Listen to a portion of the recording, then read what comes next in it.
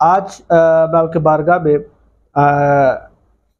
लोगों के क्वेश्चन थे और बहुत ज़्यादा लोग सवाल कर रहे थे कि कोई क्या ऐसा तरीका है कि हम कोई अमल भी ना करें, कोई वजीफ़ा भी ना करें, कोई चिल्ला भी ना करें, कुछ भी ना करें। ठीक है, हत्ता कि ऐसे ऐसे मैंने अमाल में डाले चले जो लोग जो पर्सन है जो नहीं इतने ज़्यादा देर मुसल्ले पर नहीं बैठ सकते, कुछ नहीं कर सकते, वो एक एक मिनट के मैंने अमल में डाले हैं।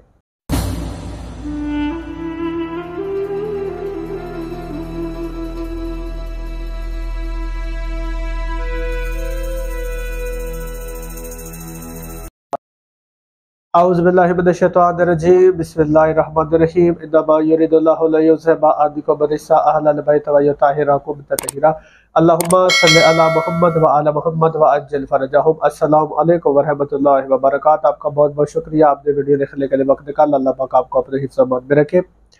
आज मैं आपके बारगाह में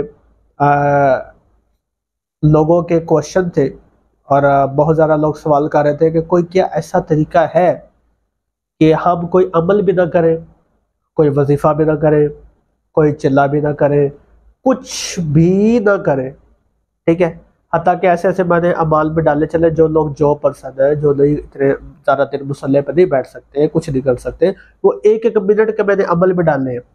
अच्छा, अब मेरे एक एक मिनट के अमल में डालने हैं, लोग कह रहे हैं कि हम कुछ कुछ मोमिन कह रहे हैं कि वो भी नहीं कर सकते। ठीक है, तो वो जो दो चार लोग हैं जो वो भी नहीं कर सकते, एक एक मिनट के, दो दो मिनट के, चले उनके लिए मैं आपके बारगाह में और आपके नॉलेज में इजाफे के लिए मैं आज आपको कुछ ऐसे नुस्खे, कुछ टोटके आपको बताऊंगा जिनको करने के बाद, ठीक है, वो लोग जो शिकायत करते हैं कि हमारे घर में जादू है, टूना है, असेब है, बंदिश है, ठीक है, हमारे घर में असेब है, हमजाद है, चुड़ैल है, कुछ भी इस तरह के असरात अगर उनको हम उनको जन्नात नजर आते हैं, शयातीन नजर आते हैं, ठीक है, कोई भी चीज़ नजर आती है, कोई रवा नजर आती है, तो इसी तरह अगर वो ये टोटका कर ले या ये अमल कर ले इंशाल्लाह तो वो उनका घर बिल्कुल क्लियर हो जाएगा। ठीक है, उनको कोई चिल्ला, कोई अमल, कोई किसी तरह करने की जरूरत नहीं पड़ेगी।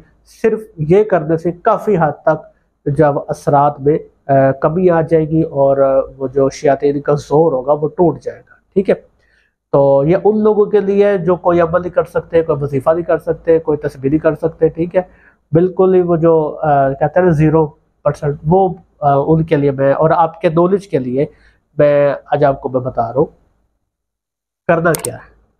करना ये है,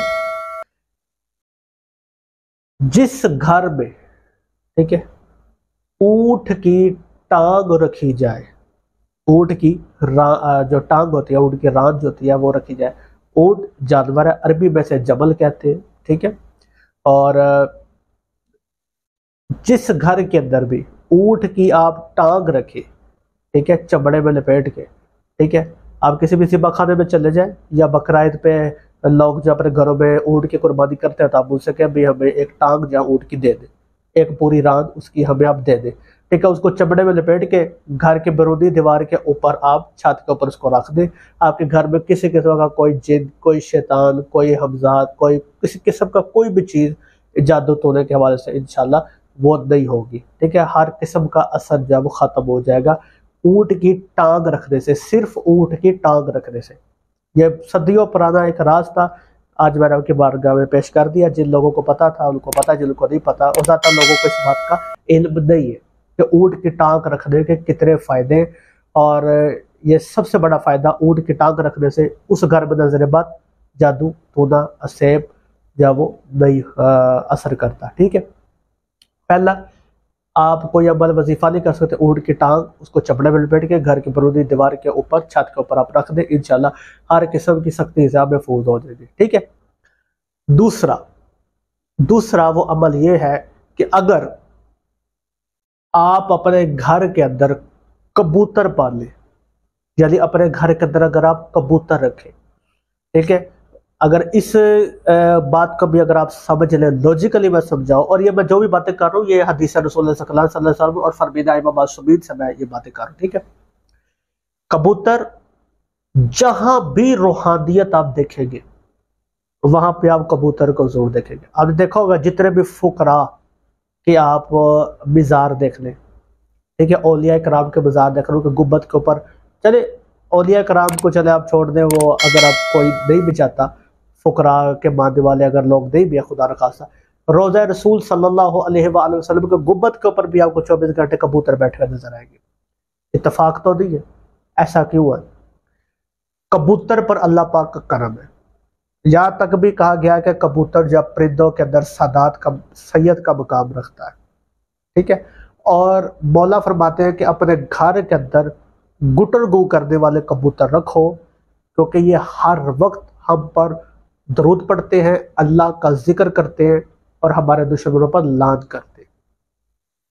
बात समझ? तो इस वजह से जिस घर के अंदर कबूतर होंगे वहां पे इंशाल्लाह किसी किस्म की भी नहुसत, शयातीन, शरीर, जो वो कोई भी चीज़ वहां पे दाखिल नहीं होगी। अगर वो आएंगे भी, ठीक है, अगर वो उस घर के अंदर रहने वाले बशर को नुकसान पहुंचाने के लिए वो आएंगे भी, तो ये जो परिंदे होंगे ये अपनी जान पर ले लेंगे, ठीक है, उसको कुछ भी नहीं होने देंगे, ठीक है। इसी तरह सफ़ेद मुर्गा, अगर आप अपने घर के अंदर सफ़ेद मुर्गा पालें या सफ़ेद मुर्गा रखें, ठीक है, उससे भी जिन्नात और शयातीन जो है वो बहुत ज़्यादा डरते हैं, खौफ खाते हैं, भागते हैं, ठीक है, क्योंकि जो मुर्गा जो होता है, सफ़ेद मुर्गा जो होता है, वो अजान देता है, ठीक है, अजान देता है, और जहाँ पे अजान दी जाए वहाँ पे वैसे जिन शैतान वगैरह वहाँ पे वो नहीं रहते, जादू वगैरह जब असर वहाँ पे नहीं करता, ठीक है।